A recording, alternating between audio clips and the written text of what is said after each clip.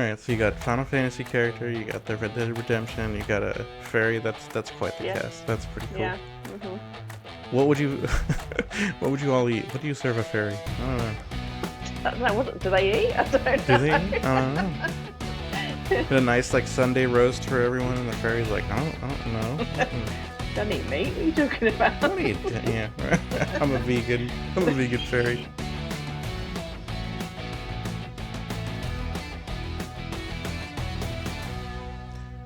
Hello, hello, hello, my friends. Thank you for joining me. I'm Nicholas W. Fuller. I'm a writer and a gamer.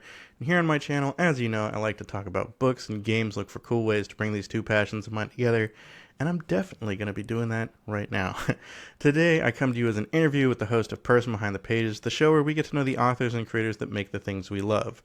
Now, before I introduce my guests, let me just say real quick, if you're checking this out, and obviously you are, really want to encourage you to go check out my Patreon community. You can join for free, and it's a great way to kind of keep up with all the things that I'm doing and see about new episodes, that sort of thing. So there'll be a link in the description. Check it out. But my guest today is Lucy A. McLaren. Hi, Lucy. Hello, thank you for having me. Absolutely. If you don't know Lucy A. McLaren, she's a fantasy author, an interviewer, a short story writer, as well as a part-time mental health counselor and as her day job. And she does all of this while being a toddler mom. Wow. Awakening the Commune's Curse, Book 1, is currently a semi-finalist in the Book Blovers Novel of the Year Award, which is awesome. And somehow, in addition to all of that, she also manages to do it all with a video game addiction. So, like... I'm impressed, Lucy. Thank you. Yep. So let's get right into the questions. I want to start first with talking about your book. You have a deal to publish a fantasy trilogy, and the trilogy is called The Commune's Curse, and the first book is already out. Did I get all that right? You did, yeah, that's right. Yeah, so the first one came out last year. It's published by a small press called Santa Fe Writers Project, or SFWP for short. Yeah, and it's my first book that I wrote, and I was, yeah, I guess amazingly lucky to be offered a publishing contract with a small press. Yeah, it's exciting. Yeah, book two is kind of like written now. Book three is I've got like 5 chapters written, but it's all planned. Um, yeah, it's something that I always wanted to do, write a trilogy. I don't know why. I think it's because I grew up reading fantasy trilogies. So in my head, when I first started writing the book, there was like no thought process. I was just like, this is going to be a trilogy. Um, well, yeah, saying that, I have enjoyed writing a trilogy because I'm now working on a standalone, and it's a lot different process. Like you have to actually know what you're doing and wrap it all up in one book, which is a lot harder. Right, right. I'm working on a trilogy and a standalone also, so I understand. Yeah. Now that you have the deal, are you feeling kind of more pressure about the writing, or is it, still it's kind of the same approach as before? Yeah, I think the main pressure came in when I first did sign the contract, and they were like, "Okay, have you got a like a full synopsis for all 3 books?" Now, as a pantser, I was like, uh, like, have I? I had like a vague idea of where things were going, but I had to actually sit down and write like a whole synopsis for all 3 of the books. Right. Which, yeah, so that was interesting. But actually, it is very helpful having that now to go to. Like things are going to change, right? As I write, naturally things will go a slightly different direction. But it's good to know like what the actual endpoint is. I don't think that's going to change. So yeah, I think that's the main thing. I hate writing those things. Writing the Yeah. actual books, yeah, I think I would say the same approach. I'm not really plotting them as I go. Like book two, I wrote very quickly after book one, so that was pre-baby, so a lot Mm. easier. Now that I have a toddler, it's very interesting trying to write around him. Like I'm basically writing in his nap times or when he's asleep at night. Um, so it's a lot less writing time. That's the challenge now. Is when I wrote book one, I was a student studying to be a counsellor at uni. I had all the free time in the world. Mm-hmm. Um, Mm-hmm. it's a lot different now. Being a parent and a writer is one of those things. I see a lot of people kind of have the same thing. It's finding that time is a struggle. And of course, you're in the UK, I'm in the East Coast, and I have the same struggle, so we're here and we're talking at 4 a.m. at my time because that's when I could get away from the kids, yeah. Hmm. Is there anything, you said that book two is just about done, is there anything you can kind of tease about book two? Yeah, because there's a if I say much, you'll spoil like the ending of book one. Okay. The characters kind of end up separating off in ways you perhaps won't expect from book one, and Mm-hmm. That's a perfect kind of tease. yeah, like there's a friendship in particular that forms that you definitely wouldn't expect from book one. So yeah, it's hopefully something you wouldn't expect because it's there's characters the four point of view characters. So three of them are like the good guys, and one of them is the one of the bad guys, Commander Suleiman, who's on the side of this government, the commune. Um, but I don't like things being that black and white. Things aren't black and white in real life. People go Mm-hmm. through experiences that make them the way they are, and people have those experiences questioned and their beliefs questioned. So that very much happens. There's characters kind of crossing over and doing things that even they wouldn't have expected. So yeah, hopefully it's not not something that's just kind of generic and these are the good guys, these are the bad guys. It's there's a blurred line. Interesting. Yeah, yeah. I say sometimes that everyone's the hero of their own story, which I think Mm, is. yeah, And as a counselor, I bet you deal with that all the time. Like. absolutely. People do go through life that very much thinking or liking to think that they're the good person, right? No one likes to think they're a bad person. Mm-hmm. Um, Mm-hmm. but I think I find a lot of the times when people come to counselling, especially as adults, because I've worked with children and teenagers as well, so not so much they're not in that time of life, but adults in particular reach a point of gaining a bit of self awareness and going, I've been doing this certain behaviour for a long time, and actually it's not okay. It's impacting on me and perhaps other people around me, and Mm-hmm. can be a big driving point to people wanting to have counselling is suddenly realising they want to change as a person and be a better person. All right, so let's get into gaming also. Were you? I want to start kind of again, like talking about the nerd origin story. Would you say you were more of a book nerd or more of a game nerd, or did they just kind of go hand in hand growing up? Mm. Yeah,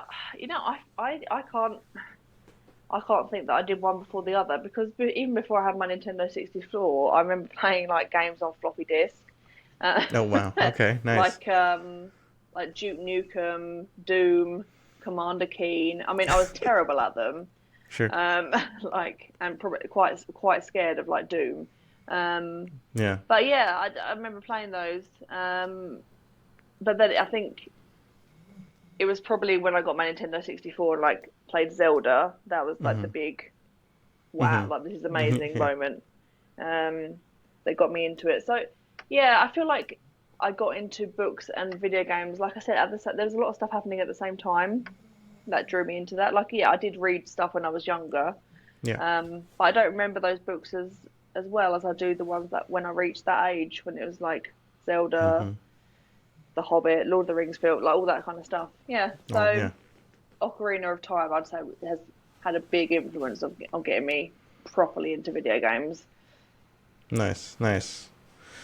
Yeah. I feel there was so much books, and also I was kind of similar in that like I was reading some stuff that like I remember in sixth grade I read The Three Musketeers, and my mom was like, "You're reading The Three Musketeers?" And I was like, "Hell yeah!" There's like dudes and swords and like fighting and like this is great, Yeah.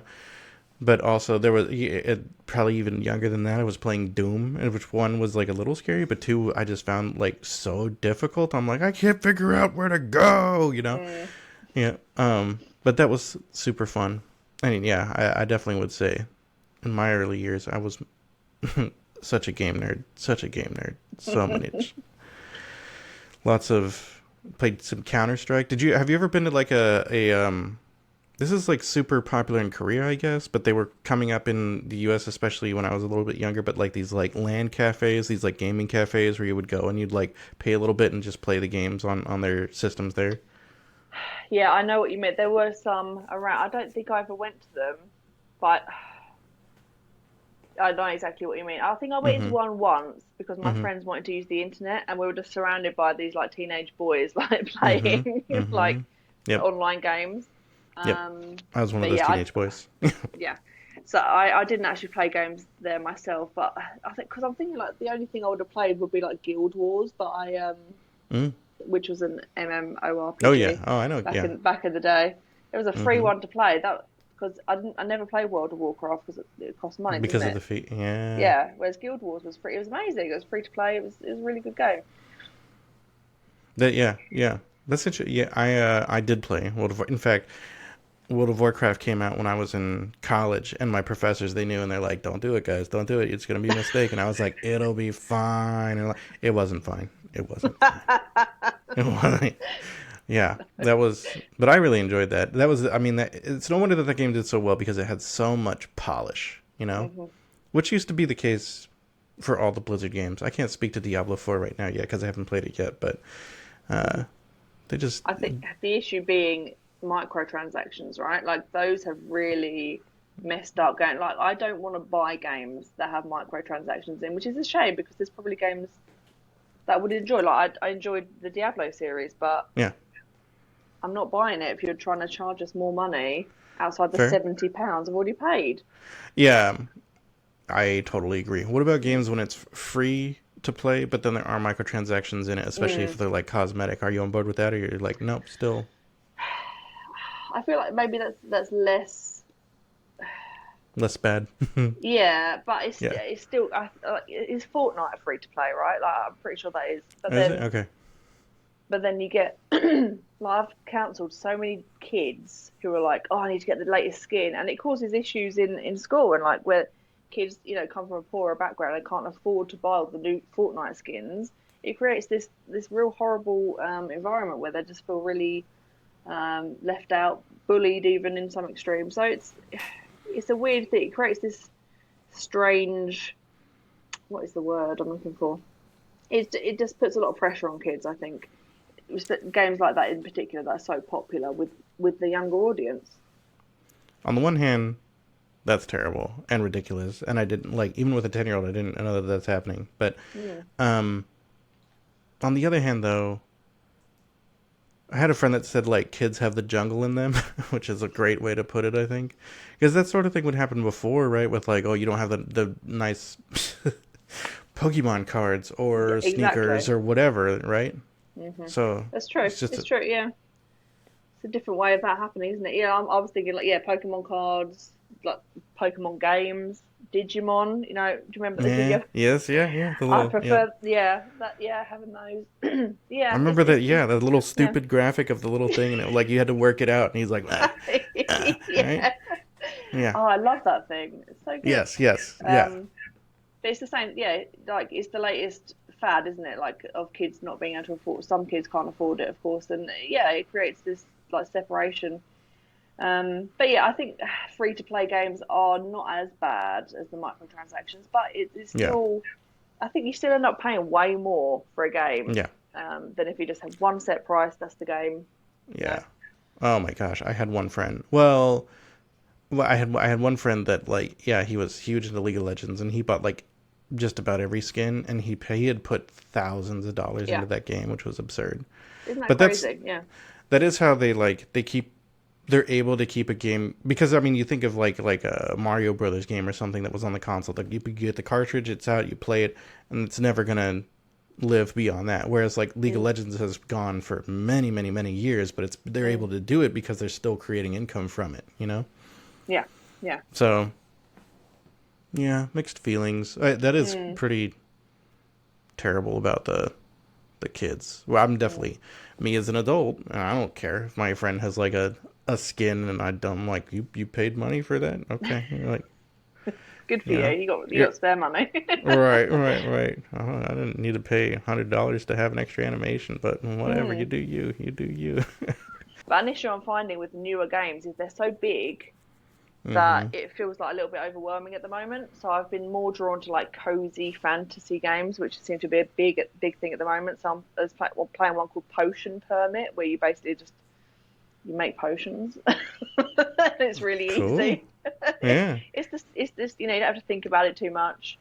Um, I totally get that. Like yeah. a lot of what I enjoy in games is the social aspect. I'll play games online. So like Mm, every Saturday night for a while, I've been playing games with my brother, right? Which is just a good way for me to like kind of keep in touch with my brother, especially now that we live mm, states apart, that sort of thing. But there's this game called Deep Rock Galactic, but I call it mm. Space Moria because it's like you are dwarves and totally like fantasy dwarves, but it's sci-fi, and your whole job is to go like mine, and there's like aliens that come after you, so you have to shoot Hmm. them with guns while you're trying to mine whatever, and it's sort of a weird mix of action and kind of cozy because you get back like after the mission, you're like, hey, and then you can have pints together, and like, Oh, that does sound good. all right. I've got kind of a random question, but I think this is going Hmm. to be a particularly good one for you since you like the characters so much. So, and I literally asked like a variation of this question while I was like dating. It's a good way to get to know someone.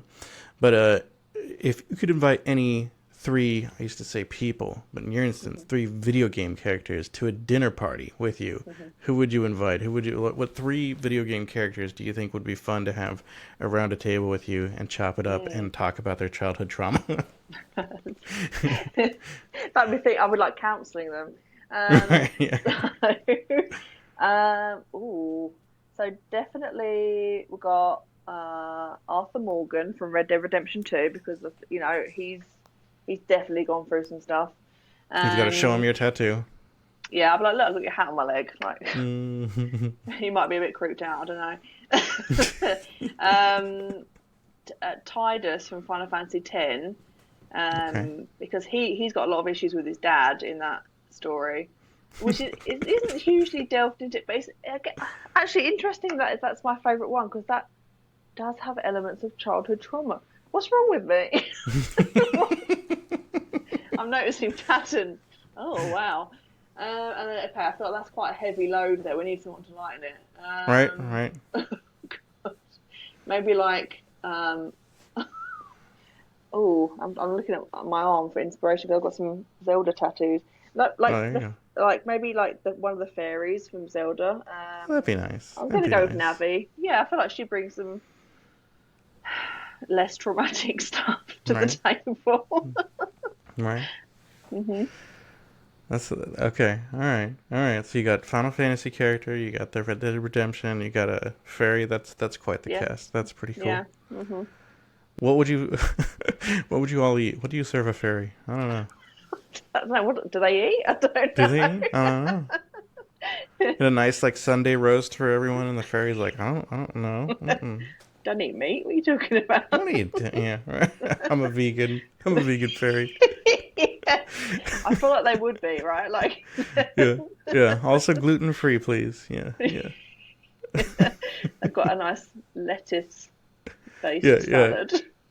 I mean, that feels pretty fair. Yeah, yeah. Hmm. Or maybe fairies are like hummingbirds and they just like eat sugar and that's it. You know. Yeah, yeah, just a plate of sugar.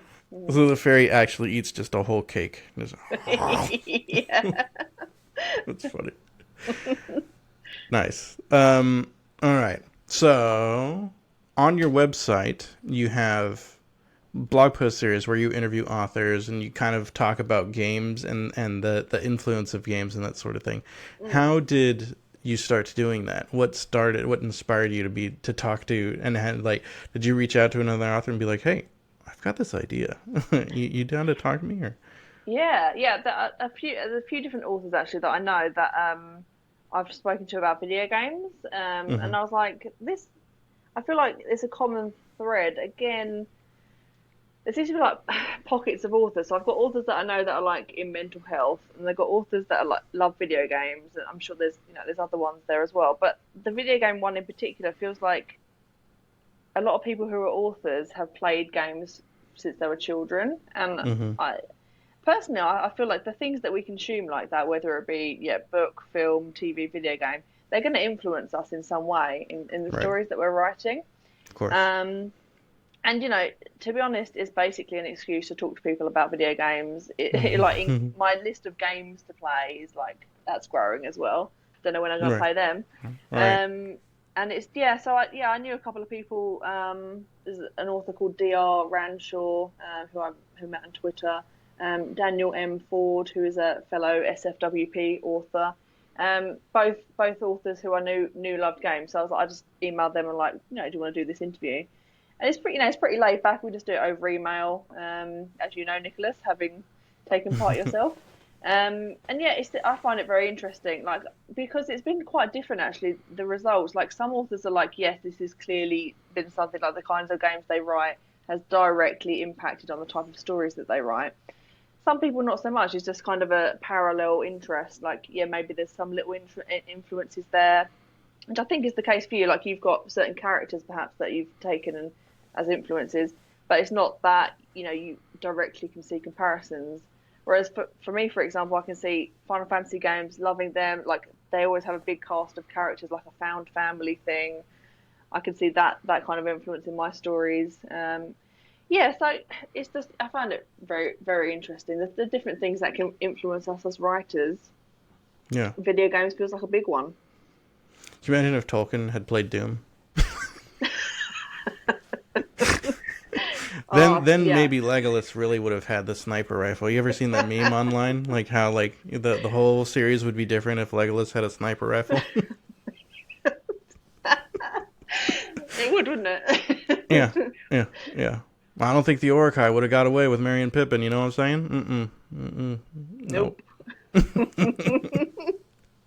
Well, this has been super fun. Thanks for talking with me, Lucy. Thank you for having me. It has been very fun. Absolutely. Where can people find and follow you online? So author website is lucyamclarenauthor.com. And I'd say my main social media these days is Instagram. So it's at Lucy_A_McLaren. And yeah, I mean, if you're interested in obviously like the video games interviews, do check out my website.